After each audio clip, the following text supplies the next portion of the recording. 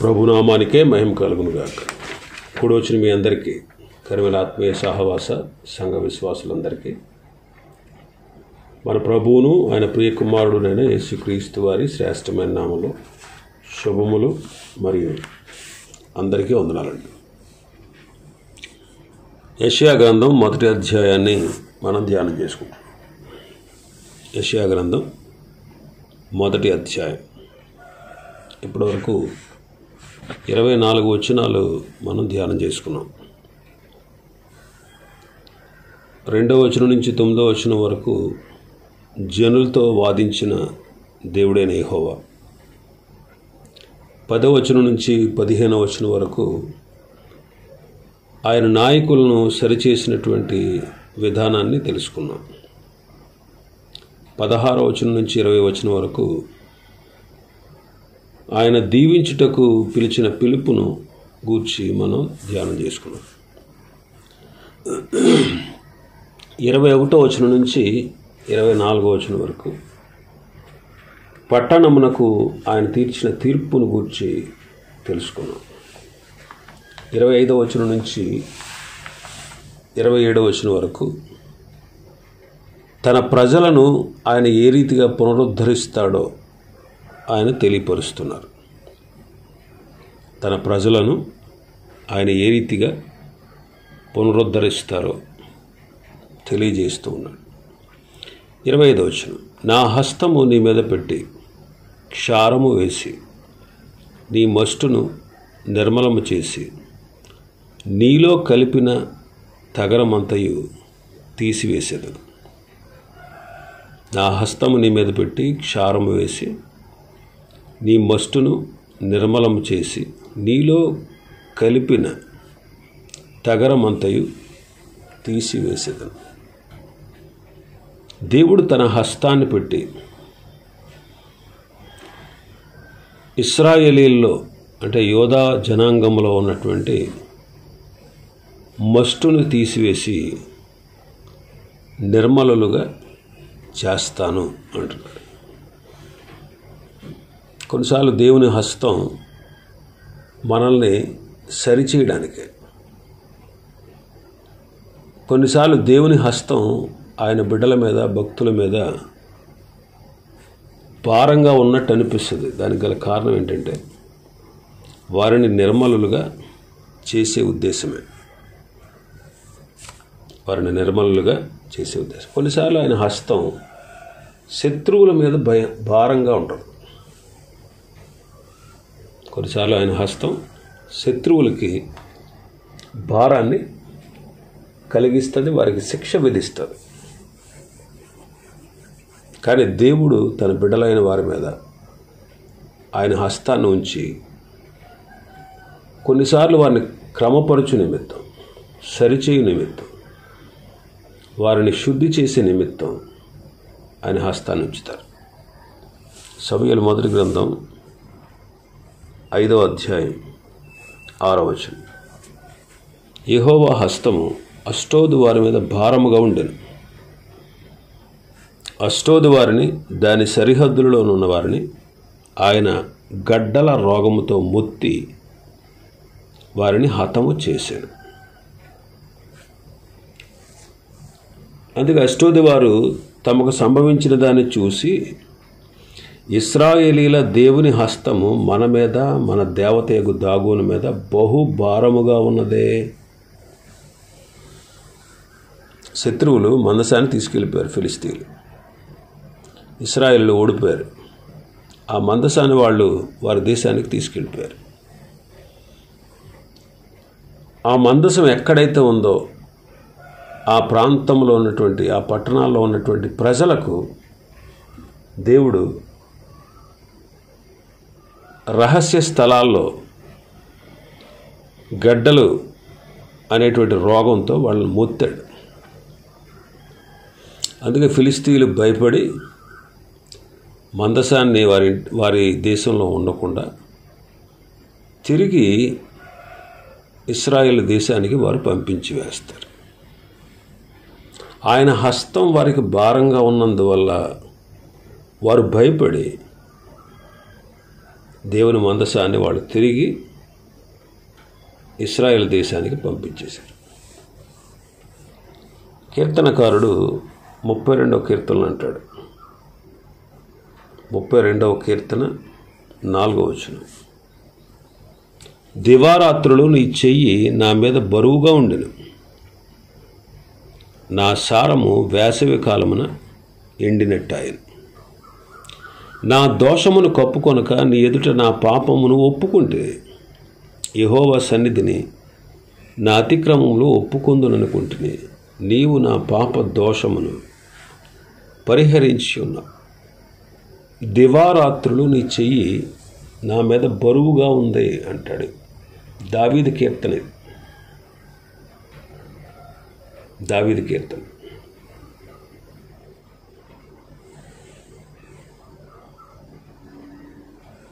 దివారాత్రులు నీ చెయ్యి నా మీద బరువుగా ఉంది, నా సారము వేసవి కాలమున ఎండినట్టు. వేసవికాలం ఎలాగైతే భూమి అంతా పచ్చదనం లేకుండా ఎండిపోద్దు, అలాగా అతని పరిస్థితి ఉంది. అందుకే ఏమంటున్నాడంటే, నా దోషమును కప్పుకోకుండా నీ ఎదుట నా పాపాన్ని ఒప్పుకున్నాను, నీ సన్నిధిలో నా అతిక్రమాలు ఒప్పుకుందును అనుకున్నాను, నీవు నా పాప దోషమును పరిహరించి ఉన్నావు. కాబట్టి దేవుని హస్తము దావీదు మీద భారంగా ఉన్నప్పుడు దావీదు చేసిన పని ఏంటంటే, దోషాన్ని ఒప్పుకున్నాడు, పాపాన్ని ఒప్పుకున్నాడు. దేవుడు అతని పాప దోషాన్ని పరిహరించాడు. కాబట్టి దేవుని హస్తం మస్టును నిర్మలం చేస్తుంది. మలకి గ్రంథంలో మనం చదువుతాం 3వ అధ్యాయం 3వ వచనం, వెండిని శోధించి నిర్మలము చేయువాడైనట్లు కూర్చుని ఉండును.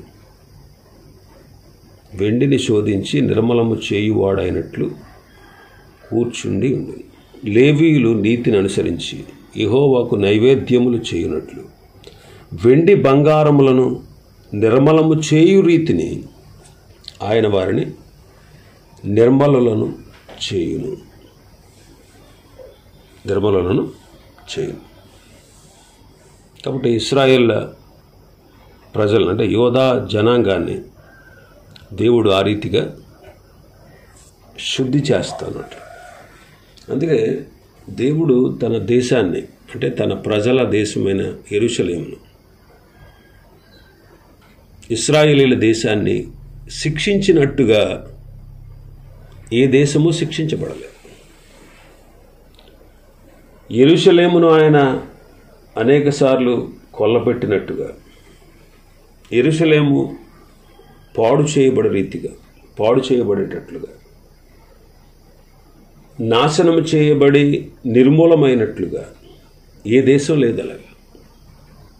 మరి దేవుని మహోన్నతుడైనటువంటి దేవుని ప్రజల దేశమే ఎందుకు అలాగయింది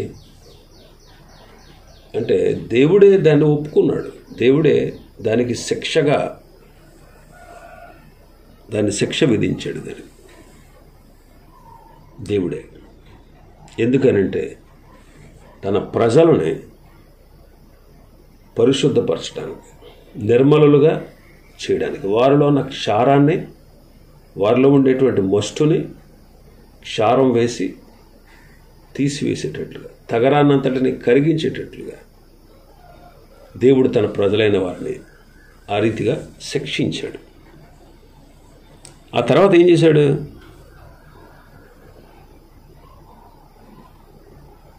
26వ వచనం, మొదట నుండినట్లు నీకు న్యాయాధిపతులను మరల ఇచ్చేదను, ఆదిలో నుండినట్లు నీకు ఆలోచనకర్తలను మరల నియమించేదను, అప్పుడు నీతిగల పట్టణమని, నమ్మకమైన నగరమని నీకు పేరు పెట్టబడును. న్యాయాధిపతులను ఆదిలో ఉండినట్లు న్యాయాధిపతులు, ఆలోచనకర్తలను నియమిస్తాను, నేను నీతిగల పట్టణమని, నమ్మకమైన నగరం అని నీకు పేరు పెడతాను అంటున్నాడు. అంటే నూతన పరుస్తాడు అనమాట. నూతన పరుస్తాడు. పాపం వల్ల వారిని శిక్షించాడు, వారిని నాశనం చేశాడు, ఆ దేశాన్ని, ఆ పట్టణాన్ని నష్టానికి, నాశనానికి పాత్రులయ్యేటట్టు చేశాడు. కానీ ప్రభు వాళ్ళ పాపాన్ని క్షమించి వారిలో ఉన్న క్షారాన్ని తీసివేసి, వారిలో ఉన్న మస్టును తీసివేసి, వారిలో ఉన్నటువంటి మస్టును తీసివేసి, మాలిన్యాన్ని అంతటిని తీసివేసి వారిని శుద్ధులుగా చేసిన తర్వాత మరలా ఆ దేశాన్ని పునరుద్ధరించి మరలా ఆదిలో ఉండినట్లు న్యాయాధిపతుల్ని, ఆలోచనకర్తలను మరలా నియమిస్తాడు. అప్పుడు నీతిగల పట్టణం అని, నమ్మకమైన నగరంగా దేవుడు దాన్ని మారుస్తాడు. ఇంకా 27వ వచనం అంటాడు, సియోనుకు న్యాయము చేతను తిరిగి వచ్చిన దాని నివాసులకు నీతి చేతను విమోచనము కలుగును. అంటే వాళ్ళని శిక్షించి చెరలోకి పంపించాడు, ఆ చెరలో నుంచి వాళ్ళని తిరిగి రప్పిస్తాడు. న్యాయం చేత, నీతి చేత దాని నివాసులకు విమోచనము కలుగుతుంది అంటాడు. నీతి, న్యాయం ప్రభువులో ఉన్నదివే. ప్రభువులో నీతి ఉంది, న్యాయం ఉంది. ఆయన న్యాయం పాపానికి తప్పనిసరిగా శిక్ష విధిస్తాడు. ఆయనలో న్యాయం ఉంది. ఆయన అన్యాయస్తుడు కాదు, అన్యాయం చెయ్యడు, ఎవరికి అన్యాయం చేయడు, న్యాయం గలవాడు. కాబట్టి నీతి చేత, న్యాయం చేత దాని నివాసులకు విమోచనము కలగజేస్తాడు. ప్రభువులో మొదటి నుంచి ఉన్నదే నీతి, న్యాయం. ఆదాము అవ్వ పాపం చేసినప్పుడు ప్రభు ముందే చెప్పాడు, నేను తినవద్దు అని చెప్పినటువంటి వృక్షఫలం మీరు తింటే నిశ్చయముగా చచ్చెదరు అన్నాడు. నిశ్చయముగా చచ్చెదరు. అది ఆయన చెప్పినటువంటి ఆజ్ఞ, ఆయన ఇచ్చినటువంటి ఆజ్ఞ. మరి వాళ్ళు మీరారు ఆజ్ఞ. మరి ఇప్పుడు ఏం చేయాలి?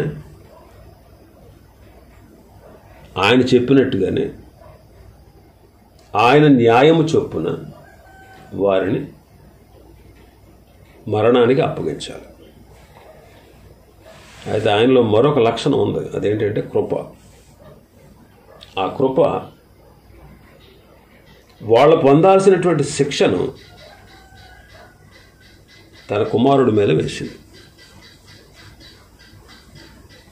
వాళ్ళు శిక్ష పొందాలి. శిక్ష లేకుండా లేదు మానవుడికి పాపాన్ని బట్టి. ఆనాడు ఒక జంతువును చంపి వారికి చర్మపు చొక్కాయలు చేయించి ఆ జంతువుని బలిపీఠ మీద దహించారు ఆదామవ్వలు పాపాన్ని పరిహరించడం కోసం. అందుకే ప్రభు చెప్పాడు, ఇదిగో నీవు చావాలి ఆదాము, నీకు బదులుగా జంతువు చనిపోయింది. అలాగే నీకు బదులుగా విమోచకుడు, ఆదికాండం 3:15లో విమోచకుడిని పంపుతానని వాగ్దానం చేశాడు దేవుడు. నీకు బదులుగా ఈ జంతువు చనిపోయింది, నీవిలా చావాలి, నీవిలా చనిపోయిన తర్వాత నిత్య నాశనానికి, నరకానికి పోవాలి. కానీ విమోచకుడిని పంపిస్తాడు. ఆ విమోచకుడి ద్వారా, ఆయన యందు విశ్వాసం ఉంచడం ద్వారా నీకు పూర్తిగా విమోచన కలుగుద్ది అని ప్రభు ఆనాడే ఆదాము పట్ల కృప చూపాడు. ఆదాము పట్ల కాదు, ఈనాడు మన పట్ల కూడా దేవుడు తన కృప చూపాడు. కాబట్టి మనలకి విమోచన కలగజేశాడు. మనకు విమోచన కలగజేశాడు. ఎందుకంటే ఆయనలో ఉన్న న్యాయం, ఆయనలో ఉన్నటువంటి నీతి. కాబట్టి ఆయన న్యాయం ఖచ్చితంగా పాపానికి శిక్ష విధిస్తుంది. మానవులైనటువంటి మన పాపాలకి శిక్ష మనం అనుభవించాల్సిందే. కానీ దేవుడు తన కృప ద్వారా మన శిక్ష అంతటిని ఆయన కుమారుడైనటువంటి యేసుక్రీస్తు మీద వేసి మనకి ఈనాడు విమోచన కలుగజేశాడు. శిక్షే. అందుకే మన శిక్ష అంతటిని ఆయన శ్రమల ద్వారా భరించింది. చూడండి, యేసయ్య పొందినట్లుగా యేసయ్య మన కోసం భయంకరమైనటువంటి శిలువ మరణాన్ని అనుభవించినట్లుగా ఈ లోకంలో ఏ వ్యక్తి అనుభవించలేదు. అంతటి ఘోరమైనటువంటి శ్రమలు యేసుక్రీస్తు మాత్రమే మనందరి కోసం భరించాడు. ఎవ్వడూ భరించలేడండి. ఆయన శిలువ శ్రమలు, ఆయన హింస, ఆయన పొందినటువంటి అవమానాలు, దెబ్బలు, గాయాలు, ఎంత శ్రద్ధగా ఆయన దేవుని యొక్క తండ్రి అయిన దేవుని ఆజ్ఞను శిరస వహించి మన పాప పరిహారం కోసం ఎంత చక్కగా వాక్యాన్ని అంటే లేఖనాల్ని నెరవేర్చుట కొరకు ఆయన ఎంత ఘోరమైనటువంటి శ్రమలు పొందాడో, ఆ శ్రమల ద్వారా మానవులైనటువంటి మనకు రక్షణ ఇచ్చాడు. న్యాయం అండి, దేవుని న్యాయం. దేవుని న్యాయం ఏం చెప్తుందంటే పాపానికి శిక్ష విధించాలి అని చెప్తుంది. కాబట్టి తప్పనిసరిగా పాపానికి శిక్ష ఉంటుంది. అందుకే దేవుడు తన ప్రజలు నివసిస్తున్నటువంటి యెరూషలేమును, తన ప్రజలు నివసిస్తున్నటువంటి దేవుని పట్టణాన్ని అనేక సార్లు ఆయన నాశనం చేశాడు. వారికి శిక్ష విధించాడు. అదే న్యాయం. అందుకే అంటున్నాడు, నీతి న్యాయము చేత సియోనుకు, దానికి తిరిగి వచ్చిన నివాసులకు విమోచనం కలుగుతుందంట. కాబట్టి ప్రజలను పునరుద్ధరించగలిగినటువంటి దేవుడు ఆయన. 28వ వచనం నుంచి 31వ వచనం వరకు తీర్పు తీరుస్తాడు. పాపులకు తీర్పు తీర్చే దేవుడు. 28వ వచనం, అతిక్రమము చేయువారును పాపులను నిశ్శేషముగా నాశనమగుదురు. యెహోవాను విసర్జించువారు లయమగుదురు. పాపము చేయువారు, అతిక్రమము చేయువారు, పాపులు నిశ్శేషముగా అంటే శేషమేమీ లేకుండా నాశనము చేయబడతారు. అందుకే దేవుడు యెరూషలేములోను ఇశ్రాయేలు దేశంలోను ప్రకటన చేశాడు, మీరు నా మాట ఆలకించట్లేదు కాబట్టి, మీరు నన్ను విసర్జించారు కాబట్టి, మీలో నీతి, కనికరం, జాలి, దయ, కరుణ ఇవి లేవు కాబట్టి, ఇష్టానుసారమైనటువంటి ప్రవర్తన మీరు కలిగి ఉంటున్నారు కాబట్టి, నన్ను విడిచి అన్య దేవతలను మీరు వెంబడిస్తున్నారు కాబట్టి, నా సేవకుడైన నెబుకద్నెజర్ని నేను మీ మీదకు పంపబోతున్నాను అంటాడు. ఇర్మీయా గ్రంథం 25వ అధ్యాయం 9వ వచనం, సైన్యములకు అధిపతి యెహోవా ఎలాగ సెలవిస్తున్నాడు, మీరు నా మాటలను ఆలకింపకపోతురు గనుక నేను ఉత్తర దేశంలోనున్న సర్వజనములను నా సేవకుడైన నెబుకద్నెజరును బబులోను రాజును పిలవనంపించుచున్నాను. ఈ దేశం మీదకిని దీని నివాసుల మీదకిని చుట్టూనున్న ఈ జనులందరి మీదకిని వారిని రప్పించుచున్నాను. ఈ జనులను శాపగ్రస్తులుగాను, విస్మయాస్పదముగాను, అపహాస్యాస్పదముగాను, ఎప్పటికీ పాడుగాను ఉండజేస్తాను. కాబట్టి నా సేవకుడైన నెబుకద్నెజరును బబులోను రాజుని నేను పంపిస్తున్నాను, తీసుకొస్తున్నాను అంటారు. అక్రమం చేసేవారు, పాపులు నిశ్శేషముగా ఏమవుతారు? నాశనం అవుతారు. అందుకే మలాకి గ్రంథం 4వ అధ్యాయం 1వ వచనం చదివితే, మలాకి 4:1, ఎలయనగా నియమింపబడిన దినము వచ్చుచున్నది, కొలిమి కాలునట్లది కాలును, గర్విష్ఠులందరూ దుర్మార్గులందరూ కొయ్య కాలువలే ఉందరు, వారిలో ఒకనికిని వేరేనను చిగురేనను లేకుండా రాబో దినము అందరినీ కాల్చివేయునని సైన్యములకు అధిపతి యెహోవా సెలవిచ్చుచున్నాడు.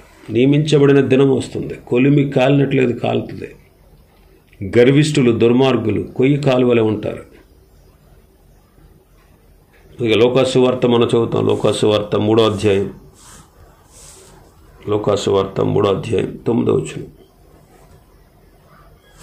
ఇప్పుడే గొడ్డలి చెట్ల వేరణ ఉంచబడి ఉన్నది కనుక మంచి ఫలము ఫలించని ప్రతి చెట్టును నరకబడి అగ్నిలో వేయబడును. అగ్నిలో వేయబడును. ప్రకటన గ్రంథం 18వ అధ్యాయం 21వ వచనం.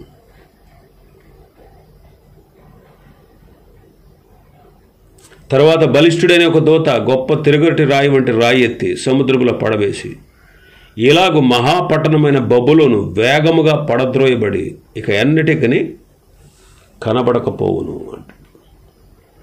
కాబట్టి అక్రమం చేసేవారిని, పాపులను ఆయన నిశ్శేషముగా నాశనం చేస్తారు. ఇంకా మనం చూస్తే మన భాగంలో 30వ వచనం,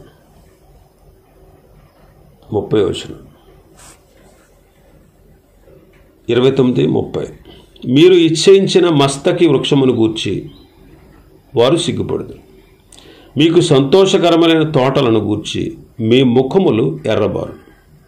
మీరు ఆకులు వాడు మస్తకి వృక్షం వలను నీరు లేని తోట వలను అగుదురు. ఇక్కడ మస్తకి వృక్షము, సంతోషకరమైన తోటలు, ఈ రెండింటిని మనం ఆలోచన చేస్తే ఇవి విగ్రహ పూజలు అన్నమాట. వారు చేసేటువంటి విగ్రహ పూజలు, వారు చేసేటువంటి లైంగికమైన దుర్నీతి చేసేటువంటి ప్రదేశాలు అన్నమాట. ఇశ్రాయేలీలు విగ్రహ పూజలు మస్తకి వృక్షాల క్రింద వారు పెట్టి పూజించేవారు. మస్తకి వృక్షం అంటే ఉపమానంగా చెప్పాడు, కానీ అనేకమైనటువంటి ప్రాంతాల్లో వాళ్ళు విగ్రహాలు నిలిపి ఉన్నత స్థలాలని పేర్లు పెట్టి వాటిని పూజించేవారు. వాళ్ళు ఎంతో ఇష్టపడేవారు అన్నమాట అలా చేయడానికి, దేవుణ్ణి వదిలేసి. ఇంకా వారికి సంతోషకరమైనటువంటి ప్రదేశాలు ఉండే, తోటలు అంటే ఉద్యానవనాలు, లేకపోతే పండుగలు, లేకపోతే జాతరలు అంటారు కదా, అలాంటి చేసుకునేటువంటి ప్రదేశాలు అన్నమాట. వాటిని గూర్చి వాళ్ళు అతిశయిస్తున్నారు, వాటిని బట్టి వాళ్ళు సంతోషిస్తున్నారు. అవి ఎంతో వారికి ప్రియమైనటువంటి ప్రదేశాలుగా ఎంచుతూ దేవునికి వ్యతిరేకమైనటువంటి ఘోరమైన కార్యాలు అక్కడ చేసేవారు. అందుకే వాటి గురించి మాట్లాడుతూ, మీరు ఆకులు వాడిపోయే మస్తకి వృక్షంలాగా అయిపోతారు, నీరు లేని తోటలాగా అయిపోతారంట. కాబట్టి దేవుని విడిచి మన ఇష్టానుసారమైనటువంటి జీవితాన్ని మనం జీవిస్తే మనకు కలిగేటువంటి దుస్థితి ఇది. ఇంకా 31వ వచనంలో మనం చూస్తే, బలవంతులు నారపీచు వలె ఉంటారు, వారి పని అగ్ని కణము వలె ఉండును.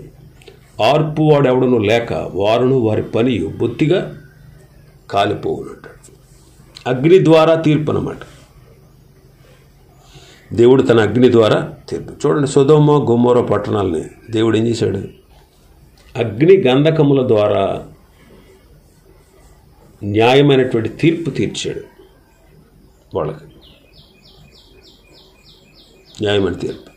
లేవీకాండం 10వ అధ్యాయం చదివితే, లేవీకాండం 10వ అధ్యాయం 2వ వచనం, యెహోవా సన్నిధి నుండి అగ్ని బయలుదేరి వారిని కాల్చివేసింది.